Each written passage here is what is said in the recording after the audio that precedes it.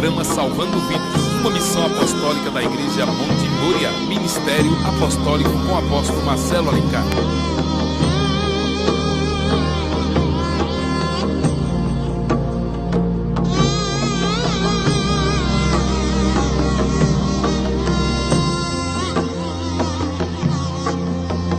E para de ficar pedindo a Deus uma coisa nova, uma resposta nova, uma palavra nova, e você nem começou a viver aquela que Ele liberou sobre tua vida, e principalmente a cumprir aquilo que você prometeu lá atrás.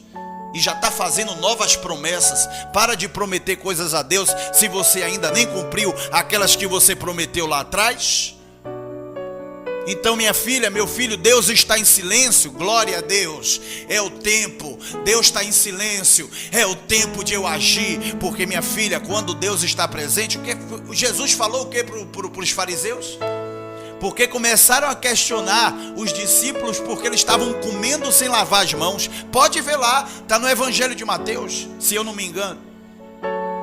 E aí os discípulos começam, os fariseus, vem cá, o que é que eles estão comendo sem lavar a mão? Porque era um costume que os judeus tinham. Aí Jesus disse, olha, não é todo dia que eles vão me ter não há necessidade disso não, sabe por quê? Porque eu estou presente, mas chegará um dia que eu não vou estar, aí vai ser necessário jejuar, aí vai ser necessário orar, aí vai ser necessário isso e aquilo, mas enquanto eu estiver presente, aleluia, meu Deus, enquanto eu estiver presente não há necessidade disso. E o que Deus quer falar contigo nessa noite, comigo, com você, enquanto Ele está falando, glória a Deus, enquanto Ele está dando direção, glória a Deus, mas vai chegar um momento na tua vida, na minha, na nossa vida, que Ele vai ficar em silêncio, e você vai dizer, mas Deus, cadê Deus? Aonde é que Deus está? Foi que nem Pedro, quando Jesus morreu na cruz, quando Jesus estava sendo crucificado, Pedro se desviou. Pedro, não é que ele desviou do caminho, não é que ele abandonou Jesus, mas ele ficou triste, ao ponto de negar Jesus por 3 vezes. Você conhece a história, e diz o texto que ele voltou a pescar. Sabe o que isso quer dizer? Quantas pessoas estão voltando a fazer o que era errado no passado porque Jesus deixou de falar? Meu Deus, como isso é tremendo. Quantas pessoas deixaram de fazer o que Deus quer que elas façam? Por quê? Porque simplesmente Jesus deixou de falar. E aí, Deus não está falando mais, Deus não está agindo mais, Deus não está se manifestando mais. E aí você começa a negar a Jesus na sua escola, a Jesus no seu trabalho, a Jesus na rua, porque você já não está mais sentindo. Quantas pessoas têm ido à igreja e já não estão mais sentindo nada? Minha filha, se você não está sentindo Deus falar, se você não está sentindo Deus agir, começa a aproveitar esse momento para praticar aquilo que Ele falou com você. Meu Deus do céu, quantas pessoas estão assim nessa noite, que nem Pedro, que nem aqueles 2 discípulos que estavam indo para Emaús, de caminho para a sua casa, de caminho para a sua terra. E aí Jesus teve que aparecer para os 2, e os olhos deles estavam fechados, e Jesus disse, o que é que vocês vão fazer lá? Se as coisas vão acontecer em Jerusalém. Jesus não disse que ia ressuscitar. Mas as pessoas que estão ouvindo nessa noite, que estão nessa situação, vivendo o silêncio de Deus, se esqueceram da promessa, se esqueceram da palavra profética, se esqueceram do que Deus falou, e estão voltando para a sua casa, estão voltando a viver a sua vida. E nessa noite Deus está falando com você, minha filha, não volta a viver a tua vida do passado, não volta a viver a tua vida, não volta para trás, segue para frente, vai para frente, segue o alvo que é Cristo. Siga em frente, filha, para de olhar para trás, para você não virar uma estátua de sal, que nem a esposa de Ló, que resolveu olhar para trás. Para de olhar para trás, Deus está em silêncio. Glória a Deus. É tempo então de eu pôr em prática aquilo que eu não estava pondo em prática. Deus não está falando, glória a Deus, é o momento então de eu começar a falar. Se Deus não está falando, agora quem vai falar sou eu. Aleluia. Agora quem vai manifestar sou eu. Agora quem vai agir sou eu. Porque o que tem de gente hoje dizendo: Deus, faça um milagre, faça um milagre. Milagre é aquilo que só Deus faz, mas tem coisas que é possível você fazer. E fica esperando que Deus faça, e fica esperando que outra pessoa faça por você. Meu Deus do céu, meu Deus. Se Deus ficou em silêncio, filho, sabe por quê? Porque Ele te deu estrutura suficiente para você começar a fazer alguma coisa. Levanta dessa cadeira, para de coçar, minha filha, a cabeça, o braço, o pescoço. Para, minha filha, nessa noite desse comodismo. Levante a cabeça e ponha em prática o que? Aquilo que Deus já colocou em tuas mãos. Solta o pombo, filho. Está sem resposta? Solta o pombo. Está sem resposta? Solta o pombo. E a pomba ali representava o Espírito Santo. Mas preste atenção, minha filha, meu filho, como é importante o Espírito Santo de Deus habitar em nós. Como isso é importante. O Espírito Santo de Deus habitar na minha, na sua vida. Então, não houve fumaça no tabernáculo. Imagine um templo e não havia, Deus não estava falando. Quantas vezes você se sentiu assim, né? Vazio. Poxa, Deus não está falando, Deus não está agindo, eu não estou sentindo nada. E aí você começa a pôr culpa na igreja, você começa a pôr culpa no seu pastor, você começa a pôr culpa na sua mãe, no seu pai, em todo mundo. Por quê?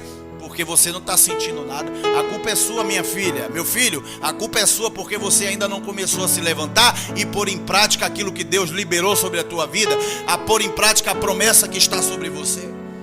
E Pedro, o que aconteceu? Ele voltou, mas Jesus disse: peraí. Aí se encontrou com Pedro, acho que está lá no Evangelho de João, capítulo 20 ou é 21. E aí Pedro estava pescando, Jesus apareceu e disse... Aí Pedro reconheceu logo, né? Meu mestre, se lançou na água e comeram ali um peixe, partiram o pão, enfim, tiveram aquele momento de comunhão. E ele começou a voltar a crer. E possa ser que esteja faltando isso na tua vida. Você não está aproveitando o tempo do silêncio. Você voltou, minha filha, simplesmente as suas práticas antigas. Eu vou ali sentar ali no banco da praça para passar o tempo. Essa é uma prática que você tinha antes. Eu vou ali, não estou fazendo nada, eu vou ali jogar a conversa fora. Essa é uma prática que você tinha antes. Você já não tem mais tempo para isso não, minha filha. Meu filho, você já não tem mais tempo para isso não. Mas Deus está em silêncio, apóstolo. Comece a colocar em prática o que Deus um dia falou ao teu coração. Aquilo que Deus um dia liberou sobre a tua vida. Meu Deus, aleluia. Não havia fumaça. E o Deus esperando eles escreverem nessa página em branco. Você está entendendo, Edilânia, nessa noite? O povo estava com a oportunidade de mudar o seu caráter, mudar a sua integridade, mudar a sua forma de ser, de agir.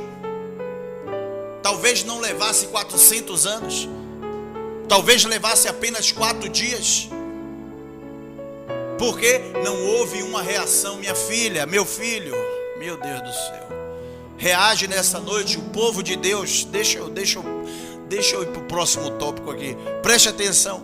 Por 430 anos, o povo ficou escravo no Egito.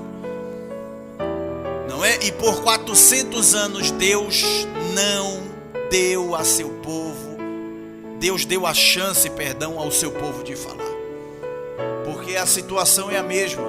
O povo estava no Egito, estava escravo, e Deus estava dando a oportunidade deles o quê? Mudar a sua conduta. Mas eles estavam inclinados àquela vida, apesar do clamor. Porque não adianta só, minha filha, você clamar. Se você ficar só clamando, vai levar 430 anos para Deus te libertar. E você não tem 430 anos, você não sabe nem se vai chegar aos 70.